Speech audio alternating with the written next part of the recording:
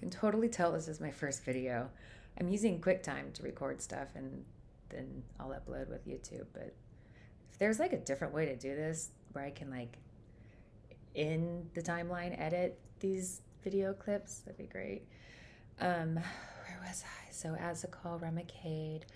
Um, so your body builds up antibodies to these biologicals, and once you get off of them, you can't get back on them. So after taking Remicade, getting off of it, trying to go back on it, having that reaction, I was prescribed Entyvio, another biologic.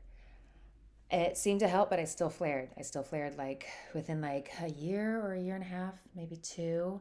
So I can't really tell if it like helped, if it delayed a flare or what. You know, all during like the last decade, every other year I flared or whatever, I was also taking prednisone.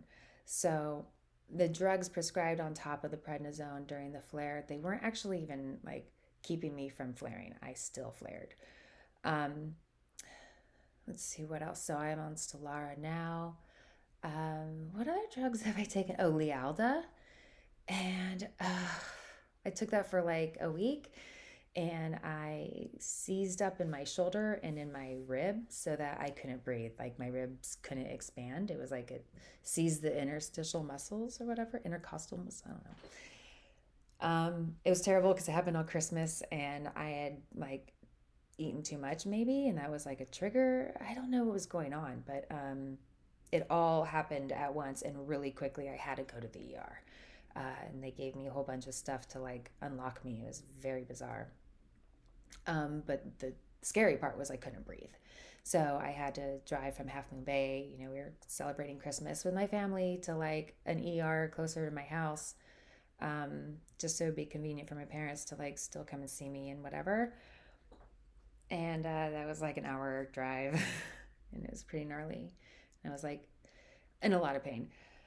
Um, then also tramadol for pain. I've taken tramadol. Um, I've taken a lot of things for sleep because, you know, when you're on prednisone, I'm going to make a whole video about prednisone because it needs it. You don't sleep at all. So you need things like trazodone, or geez, at one point I had Seroquel and that was like the best thing. Uh, let's see. So that's a little bit about my story, the drugs I've taken, my reactions, and like my overall experiences with them.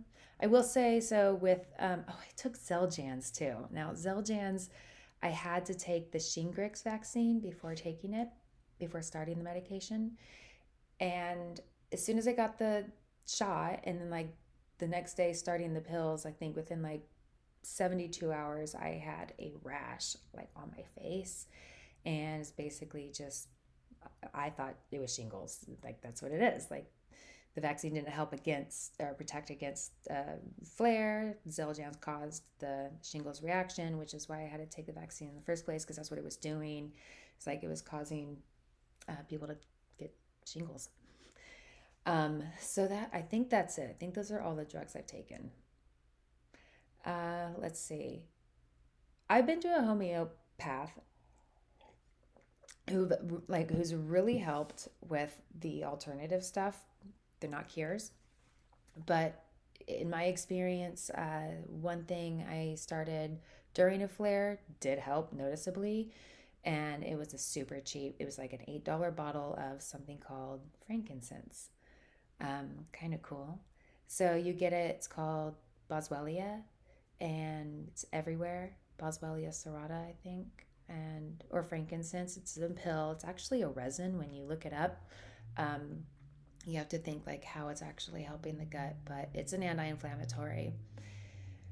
Let's see. Something else is called butyrate, Butyrate, and so that helped a lot when I used it as an enema, but you can also, I think, take like a whole bunch of pills and look for like delayed release butyrate because you want it to be in the colon.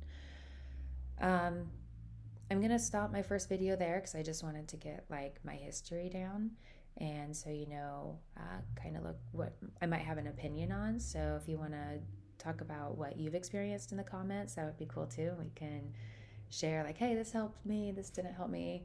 It's always interesting to see too if we've had similar reactions.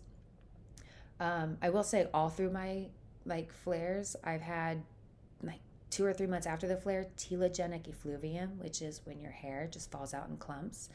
And because of the timing and taking the drugs right after my flare, like I got on Remicade right after flare, I got on Entyvio right after flare, it basically seemed like the side effects to these drugs was hair loss. But I researched it further because it kept happening, the same symptoms. My scalp would feel really tingly, and the hair would just fall out, like with like, a gust of wind. And I was like, what's happening?